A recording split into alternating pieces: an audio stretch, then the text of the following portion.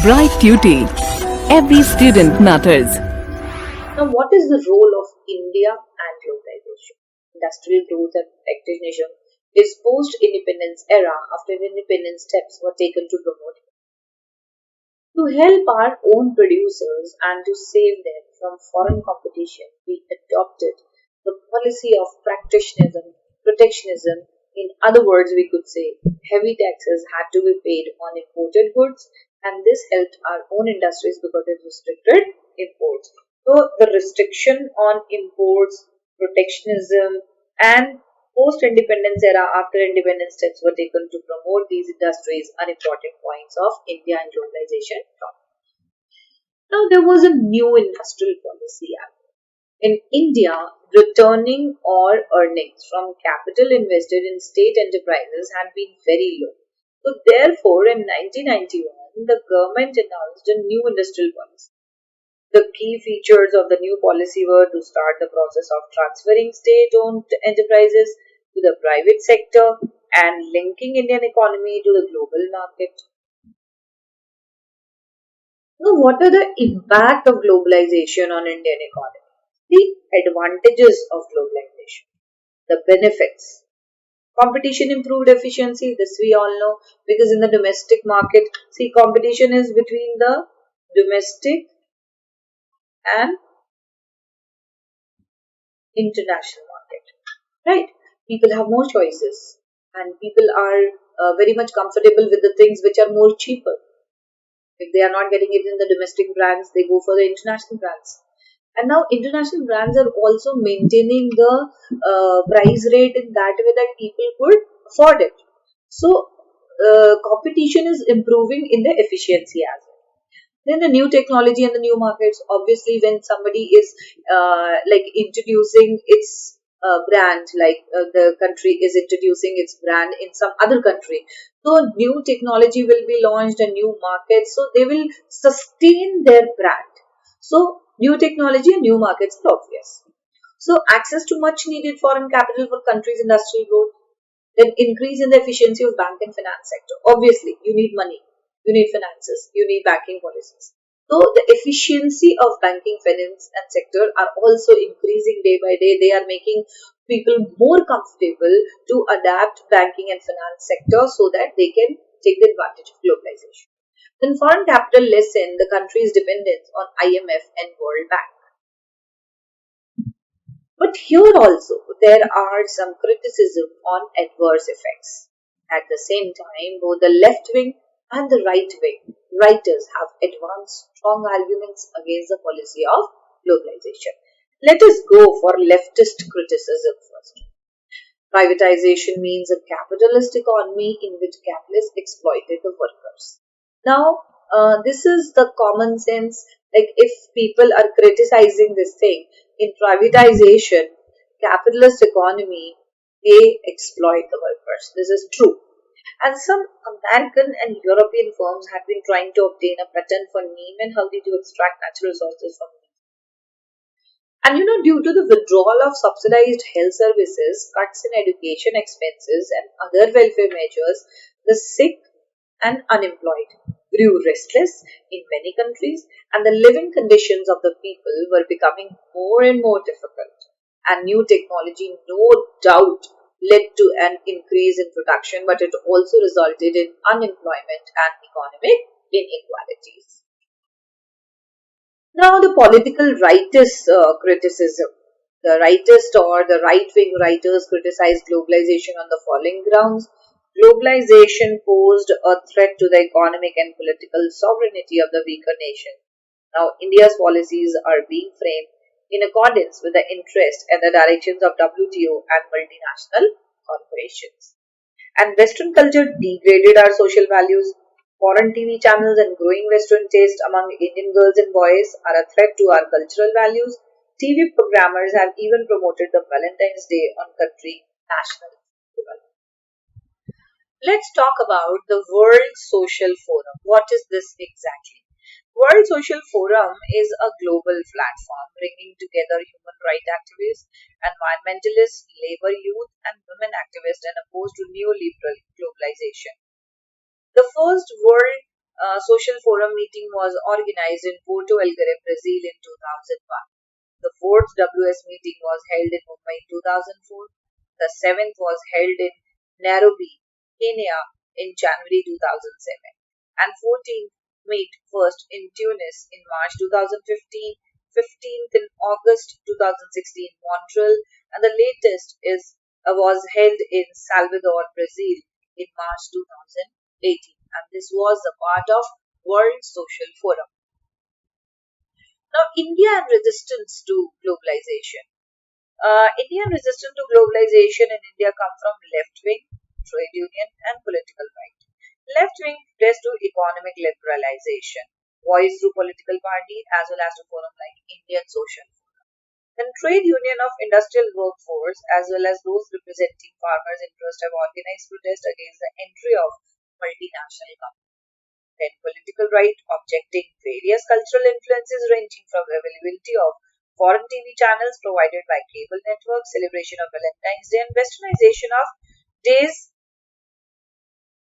of girls students in schools and colleges.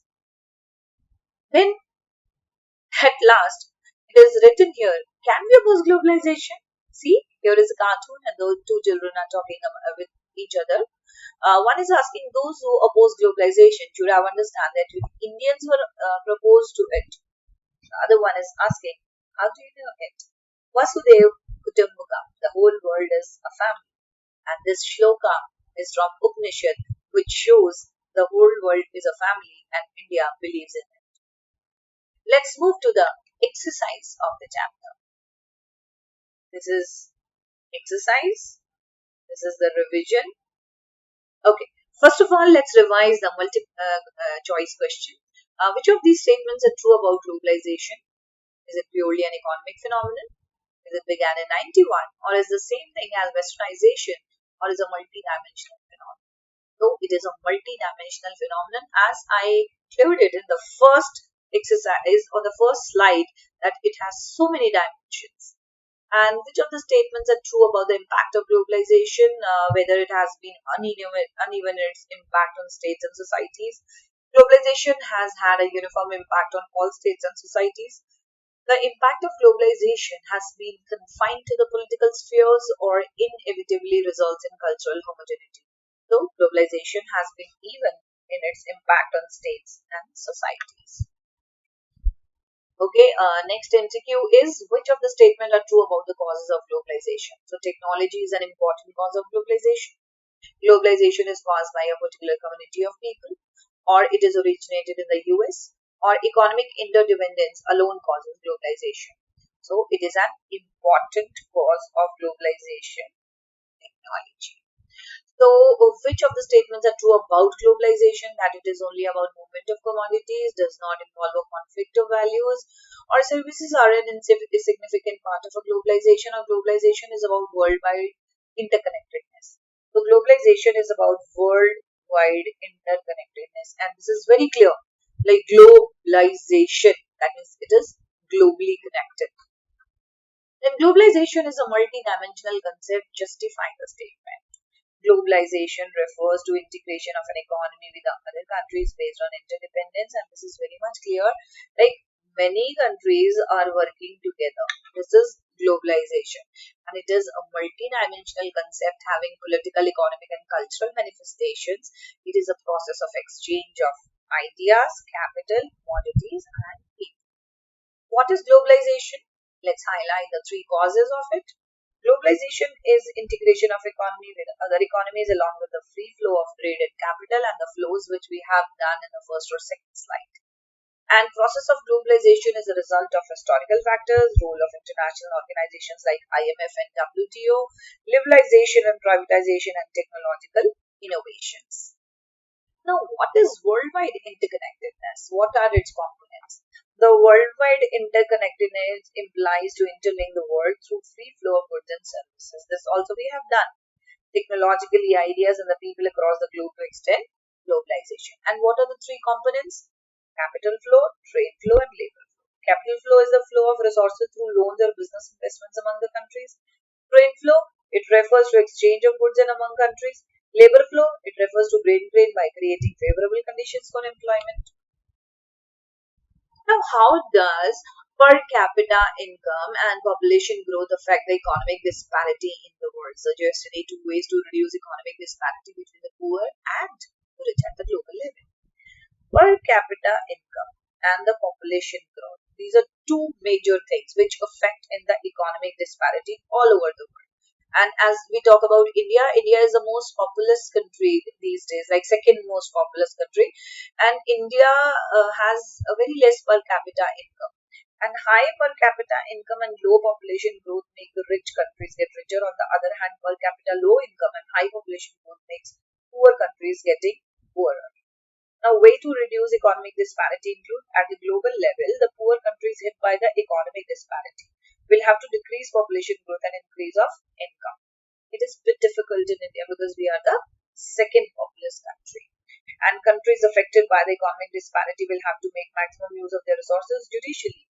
And even India needs this thing that we must use our resources very wisely so that we would be strengthen our economic, political, and social and cultural structures to bridge the gap of economic disparity. But unfortunately, it is not like that. Still, we are struggling with the problem of unemployment, uneducation, and poverty. Now, let's talk about two positive and two negative effects of globalization.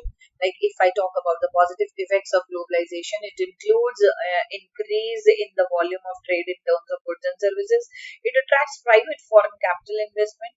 It creates new job opportunities. It raises standard of living. Increased production efficiency and health competition attracts foreign direct investment. All these are positive points. Let's talk about the negative now.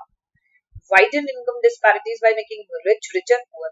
As we have talked about in the previous question as well, like rich are becoming more rich and the poor are becoming more poorer. So it is the reason for depletion of flora and fauna in the country as well because the resources are being depleted.